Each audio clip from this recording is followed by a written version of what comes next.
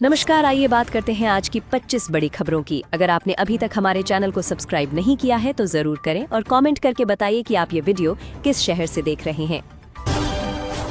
संसद के मानसून सत्र के 13वें दिन विपक्ष ने प्रेरणा स्थल से मकर द्वार तक विरोध मार्च निकाला। विपक्ष ने राम मंदिर चढ़ावा चोरी मामले में चर्चा और गृह मंत्री अमित शाह से जवाबदेही की मांग को लेकर सरकार को घेरा। कांग्रेस सांसद प्रियंका गांधी ने छात्रों पर हुए लाठीचार्ज के मुद्दे पर गृह मंत्री अमित शाह को घेरा। उन्होंने कहा कि जिम्मेदारी अमित शाह को लेनी चाहिए और देश में लोकतंत्र है, किसी का राज दरबार नहीं। संसद की कार्यवाही के संचालन को लेकर राहुल गांधी और किरण रिजिजू की मुलाकात हुई। रिपोर्ट के मुताबिक कांग्रेस सांसद ने सदन में चर्चा और कार्यवाही को लेकर रिजिजू के सामने अपनी मांगे रखी और कड़ा रुख अपनाया। भर्ती परीक्षा में कथित धांधली को लेकर झारखंड में छात्रों का प्रदर्शन लगातार जारी है। छात्र भर्ती प्रक्रिया में अनियमितताओं की जांच और अपनी मांगों पर सरकार से कार्यवाही की मांग कर रहे हैं।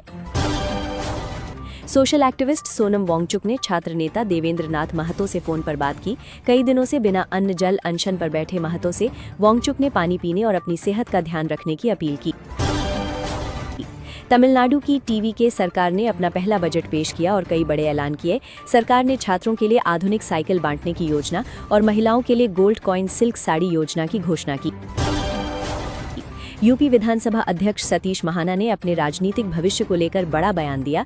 उन्होंने कहा कि राजनीति में अंतिम चरण में वो खुद तय करेंगे कि वो इस कुर्सी के योग्य हैं या नहीं। E20 विवाद में केंद्रीय मंत्री नितिन गडकरी को बॉम्बे हाईकोर्ट से राहत मिली है। अदालत ने E20 मुद्दे से जोड़कर बनाई गई डीप फेक और AI तस्वीरों को हटाने का आदेश दिया और कहा कि ऐसे कंटेंट को सोशल मीडिया पर रहने की इजाजत नहीं दी जा सकती। महाराष्ट्र में NCP-SP ने संगठन में बड़ा बदलाव किया है। पार्टी ने सभी प्रवक्ताओं की नियुक्तियां रद्द कर दी हैं और अब 2 नए अधिकृत प्रवक्ताओं को जिम्मेदारी दी गई है। पश्चिम एशिया में तनाव एक बार फिर बढ़ गया है। अमेरिकी राष्ट्रपति डोनाल्ड ट्रंप ने ईरान को धमकी देते हुए कहा कि अगर ईरान हॉर्मुज़ स्ट्रेट नहीं खोलता है तो अमेरिका की ओर से बहुत बड़ा हमला किया जा सकता है। ईरान युद्ध के बीच दुबई में लगातार धमाकों से दहशत फैल गई। करीब 20 मिनट के भीतर 7 धमाके हुए और आसमान में धुएं का गुबार दिखाई दिया, जिसके बाद इलाके में तनाव और बढ़ गया। बांग्लादेश की पूर्व प्रधानमंत्री शेख हसीना के भाषण को रोकने की मांग पर भारत ने साफ रुख अपनाया है। बांग्लादेश की मांग पर भारत ने कहा कि शेख हसीना के भाषण से उसका कोई लेना देना नहीं है। शेख हसीना करीब 2 साल बाद आज सार्वजनिक रूप से नजर आने वाली हैं। पीओके में बढ़ते बवाल के बीच पाकिस्तान सरकार विदेशी पत्रकारों को लेकर और सख्त हो गई है। अब पाकिस्तान के दूसरे शहरों में रिपोर्टिंग करने के लिए विदेशी पत्रकारों को NOC लेना जरूरी होगा। UPI लेन देन को लेकर केंद्र सरकार नई तैयारी कर रही है। डिजिटल भुगतान पर मर्चेंट फी लगाने का प्रस्ताव चर्चा में है, जिससे UPI के जरिए होने वाले भुगतान के मौजूदा मुफ्त मॉडल में बदलाव की संभावना है। RBI गवर्नर संजय मल्होत्रा ने मॉनेटरी पॉलिसी कमेटी के फैसलों का ऐलान किया है। MPC ने रेपो रेट को 5.25% पर स्थिर रखा है और संकेत दिया गया है कि मौजूदा फैसले से लोन EMI में बढ़ोतरी नहीं होगी। WWE के कई बार के चैंपियन ब्रॉक लेसनर ने प्रोफेशनल रेसलिंग से संन्यास लेने का फैसला किया है। समरस्लैम में अपनी हार के बाद उनके इस फैसले की खबर से रेसलिंग फैंस के बीच मायूसी है। निकिता रावल ने रणवीर सिंह के भगवान राम की भूमिका निभाने पर सवाल उठाए हैं। उन्होंने आरोप लगाया कि रणवीर ने लाखों लोगों की धार्मिक भावनाओं के साथ खेला है और उनके बीफ खाने से जुड़े पुराने बयान का हवाला देते हुए बाइकॉट की मांग की। चक दे इंडिया की अभिनेत्रियों चित्राशी रावत, सुरिंदर मेहता और तान्या अब्रोल ने साथ में एक वायरल टिकटॉक रील बनाई। वीडियो पर फैंस ने मजेदार प्रतिक्रिया देते हुए इसे चक दे टिकटॉक जैसे कमेंट्स के साथ शेयर किया।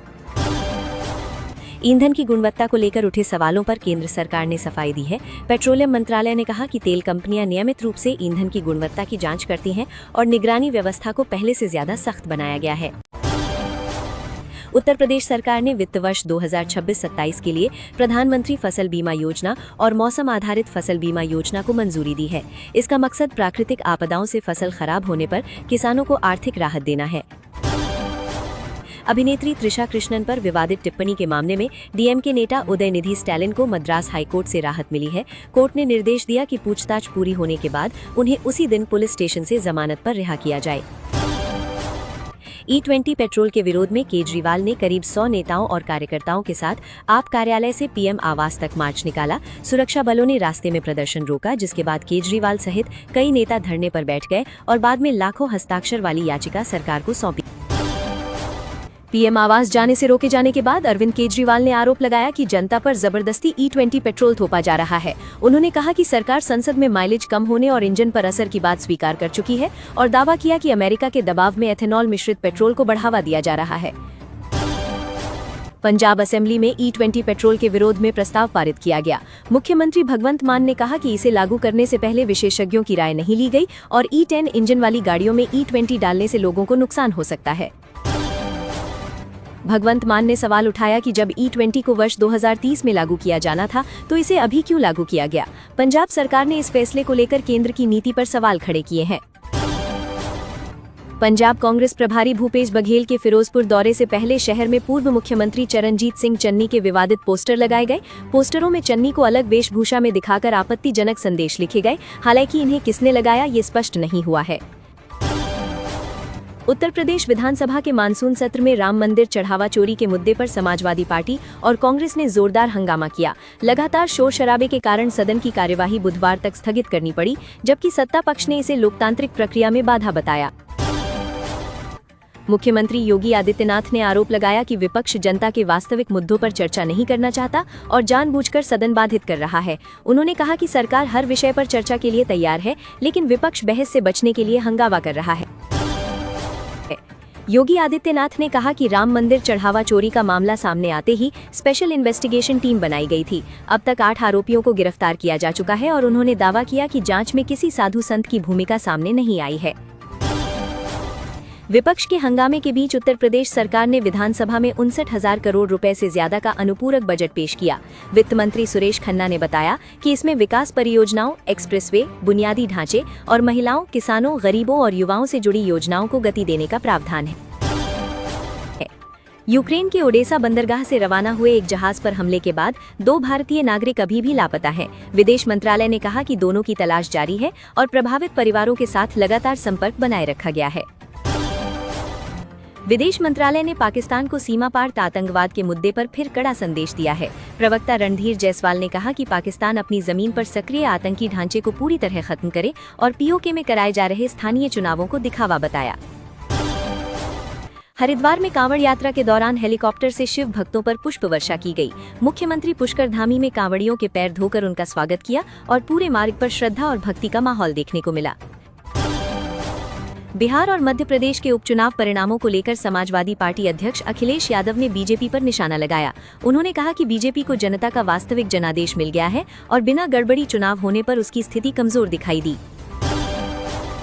बांकीपुर उपचुनाव के नतीजे के बाद पीएम नरेंद्र मोदी और बिहार के पूर्व मुख्यमंत्री नीतीश कुमार की संसद भवन परिसर में मुलाकात हुई।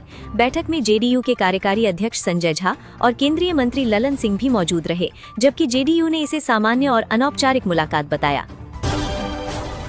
बांकीपुर उपचुनाव में जीत के बाद प्रशांत किशोर ने मुख्यमंत्री सम्राट चौधरी को निशाने पर लिया। उन्होंने कहा कि जीत की सबसे बड़ी वजह सम्राट चौधरी के खिलाफ जनता का गुस्सा है और बिहार की जनता बीजेपी से बेहतर मुख्यमंत्री चेहरा चाहती है। नोएडा में फीस की जांच के दौरान 6 स्कूलों द्वारा तय सीमा से ज्यादा फीस बढ़ाने का मामला सामने आया है। एक स्कूल पर अतिरिक्त वार्षिक शुल्क लेने का भी आरोप मिला, जिसके बाद संबंधित स्कूलों पर 1 लाख रुपए का जुर्माना लगाया गया। कर्नाटक में कैबिनेट विस्तार के बाद सत्तारूढ़ कांग्रेस में असंतोष बढ़ गया है। मंत्री पद नहीं मिलने से नाराज कई विधायकों ने इस्तीफे की चेतावनी दी, जिस पर मुख्यमंत्री DK शिवकुमार ने कहा कि इस्तीफा देना चाहने वालों को कोई नहीं रोकेगा और उनके इस्तीफे तुरंत स्वीकार होंगे। DK शिवकुमार ने साथ ही नाराज नेताओं को बोर्ड और निगमों में जिम्मेदारी देने का भरोसा दिलाया। कैबिनेट विस्तार के बाद पार्टी के भीतर बढ़ती नाराजगी को शांत करने की कोशिश की जा रही है। दिल्ली NCR में अगले 5 दिनों तक बारिश का सिलसिला जारी रहने का अनुमान है। मौसम विभाग ने दिल्ली, नोएडा, गाजियाबाद और पश्चिमी उत्तर प्रदेश के कई इलाकों में बारिश का अलर्ट जारी किया है। लोकसभा में विपक्ष का हंगामा लगातार 12वें दिन भी जारी रहा। जंतर मंतर पर छात्र प्रदर्शन के दौरान कथित पुलिस कार्यवाही के मुद्दे पर विपक्ष गृह मंत्री अमित शाह से जवाब की मांग करता रहा, जिससे सदन की कार्यवाही प्रभावित हुई। हिमाचल प्रदेश में 10 अगस्त तक भारी बारिश का दौर जारी रहने की संभावना है। मौसम विभाग ने कई जिलों में भारी बारिश के साथ भूस्खलन और फ्लैश फ्लड का अलर्ट जारी किया है और लोगों से सतर्क रहने व अनावश्यक यात्रा से बचने की अपील की है। राजस्थान हाईकोर्ट ने नाबालिग से दुष्कर्म के मामले में उम्र कैद की सजा काट रहे आसाराम को 13 वर्षों में पहली बार 20 दिन की पैरोल दी है। अदालत ने शर्त सहित रिहाई का आदेश दिया है, यानी पैरोल के दौरान उन्हें निर्धारित शर्तों का पालन करना होगा।